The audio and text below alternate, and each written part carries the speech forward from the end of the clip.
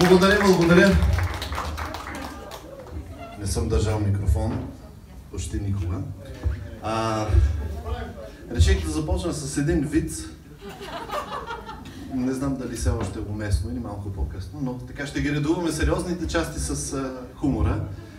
А понеже Венци така внесе Галя на ръце, това е един апел към всичките мъже. Мъже, дръжте жените си за ръце. Пуснете ли ги? Тръгват да пазаруват. Подготвил съм си нещо. Едно време помних, ама не е лошо да го извадя, за да не пропусна. Приятели, винаги в началото дава думата на кума, защото по-късно може да се напие и да говори глупости.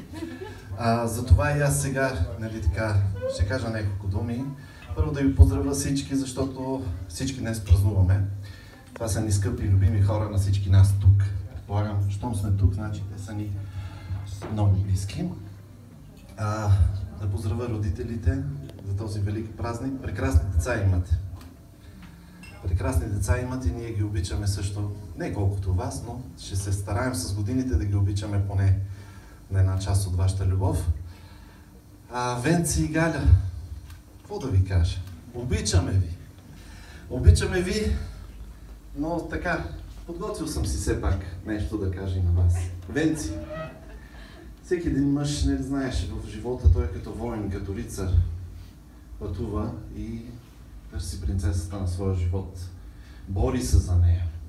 Ти днес откри и спечели принцесата на своето сърце. Но помни, че борбата за нейното сърце е всекидневна борба. И не приключва на олтара отвън. Бори се за нейното сърце дори в малките неща на сивия ден. Подавай винаги ръка, когато тя слиза по ренарните стъпала на ежедневието, за да знае всеки ден, че има на кой да се облегне в труден момент. В нощите, когато не можеш да спиш, наслаждавай се да я гледаш как тя спи и сънува. Сънувай с нейните сънища. Тъгувай с нейната тъга. Радвай се с нейната радост. Не забравяй, когато утрото настъпи, да я прегърнеш и целунеш и да й кажеш, че за тебе тя е най-красивата жена на света. Не забравяй всеки ден да й казваш, че обичаш. Да й покажеш как твоето сърце бие за нея. Всеки твой път да води до дома, който заедно ще изградите от тук нататък. Превърни твоето име в ключ, който винаги ще отваря вратата на нейното сърце. Там, в нейното сърце, напали огън, за да те грее дори в най-студените дни на живота.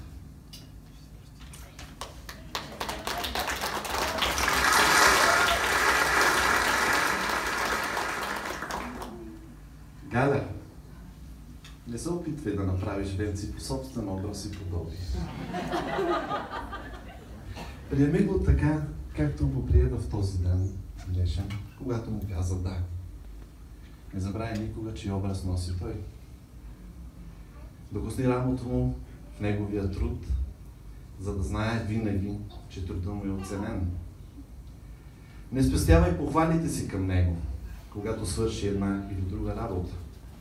Не се дразни, когато се бави с някои дела или други ги забрави.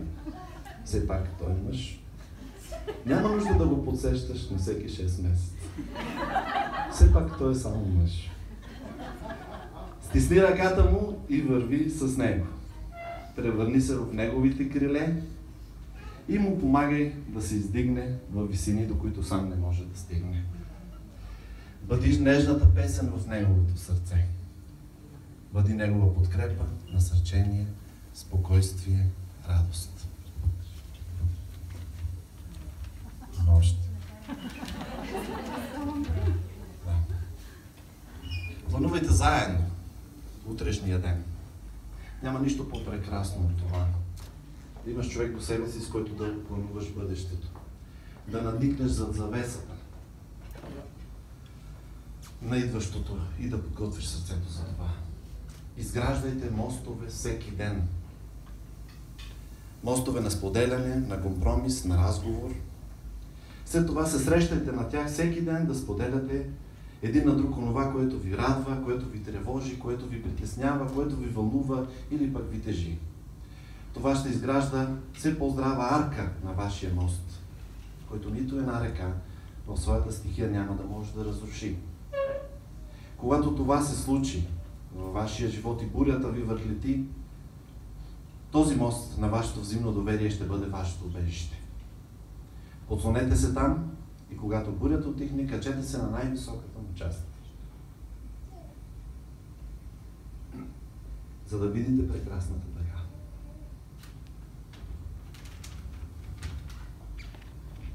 На обещанието, което ви е дадено вам. Обещание за утре, обещание за живот, при това изобилен, пълноценен, изпълнен с мир, с радост, с любов, с удовлетворение. Стойте прегърнати от цветовете на тази дъга. Наслаждавайте се на величието й. Възхищавайте се на пълнотата й. Сега, понеже следва вашия първ танц, като семейство, ние ви насърчаваме всички тук. Надявам се, че всички ще застанете за тези мои думи. И танцувайте живота си заедно. Нека бъде танц изпълнен с много страст, с любов, с взаимна подкрепа и уважение. Стъпките ви нека бъдат премерени и подкрепящи вашия другар и партньор в този танц. Не се движете твърде бързо или твърде бавно за него, но се съобразявайте с уменията и силите на другия. Изградете своя хармония на споделена любов и радост. Облеклото ви да излъчва искреност, коректност, честност, уважение. Ако постигнете всичко това, то вашия танц ще се вижда отдалеч. Ще предизвиква възхищение, ще предизвиква аплодисменти, ще предизвиква одобрение. Ще предизвика и много други да пожелаят да танцуват като вас. Пожелавам ви танцът да бъде за пример. Пожелавам ви танцът на вашия сплотен брак да трае вечно. Винаги слушайте прекрасната мелодия на Божия промисъл за вашия живот и се впуснете в вихера на неговия танц. А всички ние тук ще бъдем там да се наслаждаваме заедно на неговата красота. На добър час, скъпо семейство! Пожелавам ви вашия танц да не спира никога. Естествено, аплодисментите са заслужени на 100% за нашия прекрасен и много отговорен кум. И викам на здравица в този момент за това прекрасно младо семейство. А ние с моята съпруга и кумата решихме никога да нямаме работа. Тоест техният брак да бъде толкова добър, че да не ни търсят за проблеми.